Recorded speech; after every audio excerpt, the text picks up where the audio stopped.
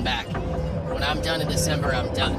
And there isn't a check writer around who could write a check big enough to change my mind.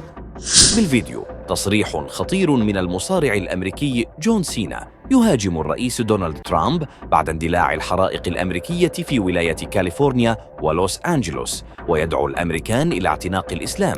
ولكن قبل أن نبدأ، إذا كنت تتفق أن هذه الحرائق هي غضب من الله، يرجى الإعجاب بالفيديو، ولا تنسى تعطير فمك بذكر الله والصلاة على رسولنا الكريم. بعد أن اندلعت الحرائق في لوس أنجلوس التي أصبحت من أسوأ الكوارث الطبيعية التي شهدتها الولايات المتحدة في السنوات الأخيرة، حيث قد دمرت مئات المنازل والغابات، فقد صرح المصارع الأمريكي جون سينا وأدلى بتصريحات نقلتها شبكة فوكس نيوز الأمريكية قائلا: أنا لم أصدق نفسي حتى هذه اللحظة على اللهب والحرائق التي حاصرت ودمرت مدينة لوس أنجلوس.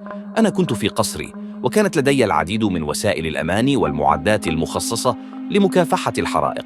اعتقدت أن قصري لم يتأثر بالحرائق، ولكن بسرعة فائقة حاصرتنا النيران من كل اتجاه.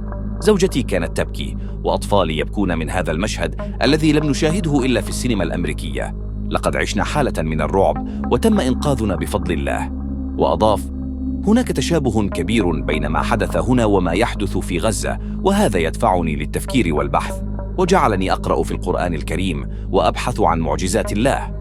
لقد توقفت عند هذه الآية التي تقول: فأصابتها إعصار فيه نار فاحترقت. وهذا يؤكد قدرة رب المسلمين على معاقبة الولايات المتحدة لما تفعله ضد المسلمين، لأن المسؤولين الأمريكيين ارتكبوا المفاسد ولم يدركوا أن هناك رباً يحكم هذه الأرض، فأرسل الله عليهم عقاباً ارتعد منه أهل الأرض. فأنا أفكر في اعتناق الدين الإسلامي لأنه دين الحق. وفي النهاية، شاركونا بآرائكم في قسم التعليقات بشأن هذا الموضوع، ولا تنسوا الإعجاب بهذا الفيديو والاشتراك في القناة ليصلكم جديدنا.